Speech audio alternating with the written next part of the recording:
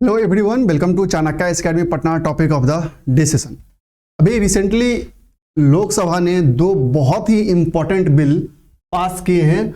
आज के इस सेशन में हम इस बिल से रिलेटेड तमाम मुद्दों पे चर्चा करेंगे कि आखिर यह क्यों बिल पास किया गया, क्या इसके मेजर इम्प्लीकेशन हो सकते हैं, क्या बैकग्राउंड था इस बिल के पीछे और क्या क्या इसके की फीचर्स हैं इन दोनों बिल के। तो recently Lok Sabha has passed two important bills, Jammu and Kashmir Reorganization Amendment Bill to 2023 and Jammu and Kashmir Reservation Amendment Bill 2023। तो बेसिकली जो जम्मू कश्मीर में जो माइग्रेंट कोटा का मुद्दा था वह क्लियर हो चुका है for the assembly of J&K कि इस बिल के थ्रू जो माइग्रेंट कोटा है वह क्लियर कर दिया गया है for Jammu and Kashmir assembly.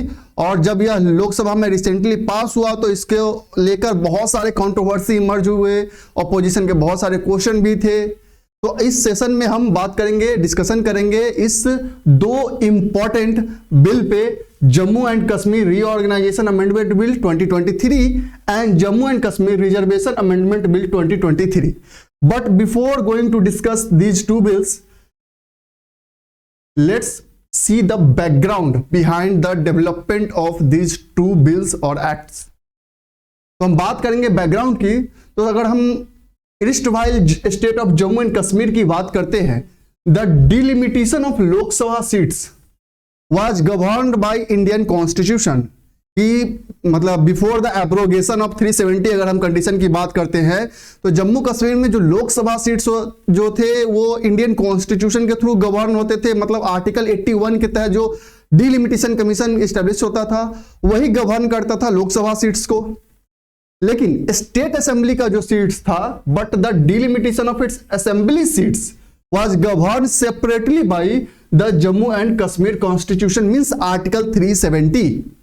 But after abrogation of 370 on 5 August 2019, Jammu and Kashmir lost its special status and become a union territory।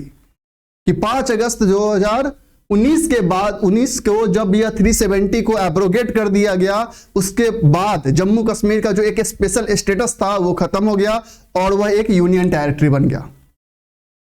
In March 2020 the union government set up a delimitation commission which was tasked with delimitation in Jammu and Kashmir along with 4 northeastern states like Assam, Manipur, Arunachal Pradesh and Nagaland, which was supposed to be completed in a year। कि एक साल के अंदर में ये जो डिलिमिटेशंस है उसे कंप्लीट करना है मार्च 2020 में, इसीलिए यह डिलिमिटेशन कमीशन को बैठाया गया था। बट उसी दौरान चूंकि पैंडेमिक का कंडीशन आ जाता है, कोरोना पैंडेमिक का दौर चलते रहता है, तो इसका जो एक्सटेंशन है वह 1 साल के लिए एक्सटेंड कर दिया जाता है इसके सीट्स को डिमार्केट करने के लिए, डिलिमिट करने के लिए। On the completion of delimitation process, और फाइनली जब डिलिमिटेशन का काम होता है, पूरा हो जाता है, the delimitation commission had published orders with regard to the delimitation of assembly and parliamentary constituency of Jammu and Kashmir. जो पार्लियामेंट्री कॉन्स्टिट्यूएंसी है जम्मू एंड कश्मीर का, उसके लिए यहां पे ऑर्डर पब्लिश होते हैं। And the delimitation commission had published orders with regard to delimitation of assembly of Jammu, assembly and parliamentary constituency of J&K। Finally ये डिसाइड हो जाता है after completion of delimitation commission report. As per the orders, जब यह report आता है तो इसी रिपोर्ट के अकॉर्डिंग जो सीट्स होते हैं, the number of seats in legislative assembly of J&K has been increased from 107 to 114 through Jammu and Kashmir Reorganization Amendment Bill 2023। कि इसी रिपोर्ट के बेसिस पे अभी जो ये बिल पास हुआ है Jammu and Kashmir reorganisation amendment bill, उसमें जो नंबर ऑफ सीट्स हैं वो इंक्रीज किए गए हैं फ्रॉम 107 टू 114। तो ये बेसिकली इसका बैकग्राउंड था कि आखिर गवर्न कैसे होता था। तो बिफोर द एब्रोगेशन ऑफ 370 जो लोकसभा कॉन्स्टिट्यूएंसी थी जम्मू कश्मीर में वो तो डिटरमाइंड होता था थ्रू इंडियन कॉन्स्टिट्यूशन, बट जो स्टेट असेंबली का कह सकते हैं जो सीट्स था वो डिटरमाइन होता था through the constitution of J&K। But जब ये एब्रोगेट होता है 2019 में, उसके बाद उसका स्पेशल स्टेटस खत्म होता है। फिर गवर्नमेंट ऑफ इंडिया जो है एक डिलिमिटेशन कमीशन बैठाती है, जो जम्मू कश्मीर के साथ साथ 4 अदर नॉर्थ ईस्टर्न स्टेट्स के भी जो असेंबली है उसके सीट को डिमार्केट करती है, डिलिमिट करती है। लेकिन चूंकि पैंडेमिक का दौर चल रहा होता है तो उसका पीरियड 1 साल के लिए एक्सटेंड किया जाता है, और फाइनली जब रिपोर्ट आता है उसका, तो उसी रिपोर्ट के बेसिस पे अब क्या किया गया है कि Jammu and Kashmir reservation amendment bill 2023 के अकॉर्डिंग जो टोटल नंबर ऑफ सीट्स थे उसे 107 से 114 कर दिया गया। तो अब हम बात करेंगे इस बिल के बारे में, JNK reorganisation amendment bill 2023। So the Jammu and Kashmir Reorganization Bill 2023 was introduced in Lok Sabha in July 2023। ये इंट्रोड्यूस किया गया था जुलाई 2023 में। The bill amends Jammu and Kashmir Reorganization Act 2019। This act provides for reorganization of state of Jammu and Kashmir into union territories of Jammu and Kashmir with legislature and Ladakh without legislature. After that अब हम इस bill का 2023 के bill का जो important हम की features की बात करते हैं कि क्या इसके मेजर की फीचर्स है। तो सबसे पहले हम बात करते हैं कि जो नंबर ऑफ सीट्स था in the legislative assembly.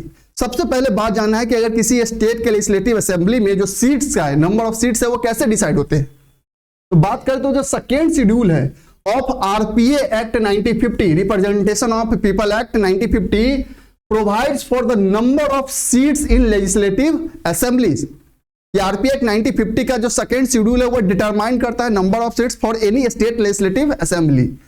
And the 2019 act amended the second schedule of 1950 Act to specify the total number of seats in Jammu and Kashmir Legislative Assembly to be 83।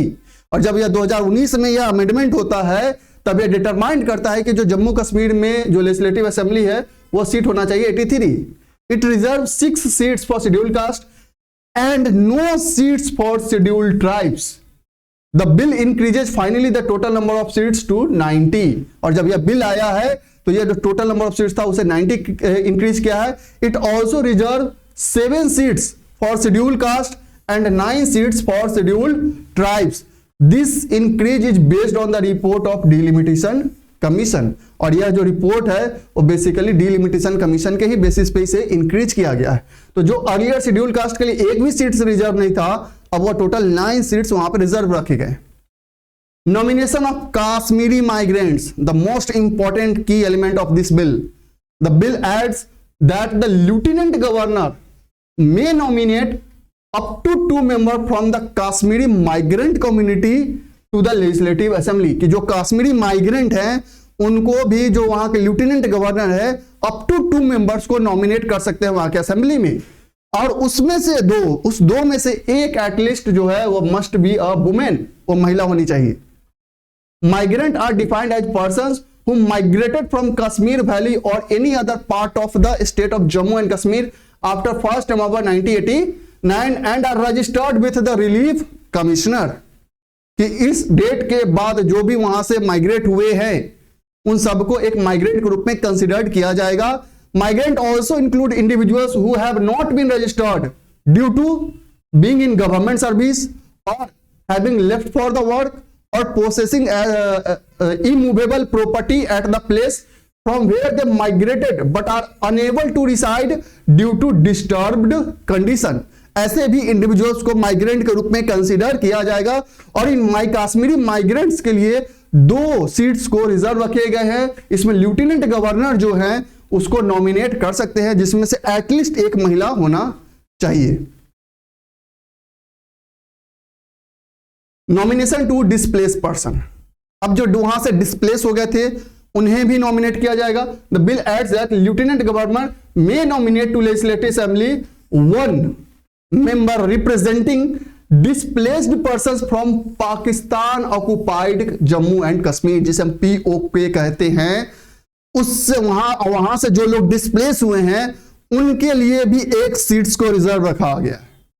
The most important thing about this bill कि POK के लिए भी 1 seat को, 1 member को वहां से भी nominate किया जाएगा by lieutenant governor.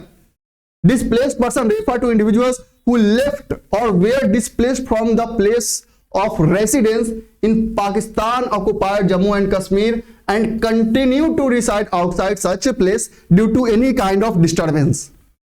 Such displacement should have taken place in 1947-48, 1965, 1971 Indo-Bangladesh War due to civil disturbance or fear of such disturbance. These include successor in interest of such persons, कि हो सकता है कि वो पर्सन ना हो तो उसका कोई सक्सेसर हो, उसे भी इसमें काउंट किया जाएगा, डिस्प्लेस पर्सन के रूप में काउंट किया जाएगा, जिसमें से पाकिस्तान ऑक्युपाइड कश्मीर से एक मेंबर को नॉमिनेट किया जाएगा बाय द लेफ्टिनेंट गवर्नर। अब बात करते हैं about the Jammu and Kashmir reservation amendment bill. वो रीऑर्गेनाइजेशन अमेंडमेंट बिल था, अब ये रिजर्वेशन की बात करेगा कि क्या है रिजर्वेशन दिया जा रहा है। तो basically this bill amends J&K reservation act 2004 and act provides for reservation in jobs, admissions in professional institutions to the member of scheduled caste, scheduled tribes and other socially and educationally backward classes. Apart from that key features की हम बात करें, socially and educationally backward classes under this act and educational socially and educationally backward classes include, कौन कौन से include है socially educationally backward classes में? तो basically people residing in village declared as socially and educationally backward by the union territory of Jammu and Kashmir, people residing in area adjoining the actual line of control and international borders, weak and underprivileged class, social caste as notified. सबसे important feature क्या है कि the government may make inclusion और exclusion from the category of weak and underprivileged classes on the recommendation of a commission, and apart from that the bill substitute weak and underprivileged classes with other backward classes, कि जो पहले वहां पे बोला जाता था weak and underprivileged classes, अब उन्हें रिप्लेस किया जाएगा with the word other backward classes as declared by the union territory of Jammu and Kashmir. The definition of weak and underprivileged classes is deleted from the act, अब उन्हें treat किया जाएगा as the other backward classes. So basically ये दो important bill थे जिसमें बहुत सारे कंट्रोवर्सी चल रहे हैं, अदर हर एक्सपर्ट्स का अपना अलग अलग ओपिनियन है। तो इस सेशन में हमने बेसिकली उसके की फीचर्स को जाना है, क्या कंट्रोवर्सी है उस पर हम डिस्कशन नहीं करेंगे, बस क्या क्या इसके मेजर फीचर्स है और क्या क्या चेंजेस लाए गए हैं वो आपके लिए इंपॉर्टेंट है। So that's all for today, thank you.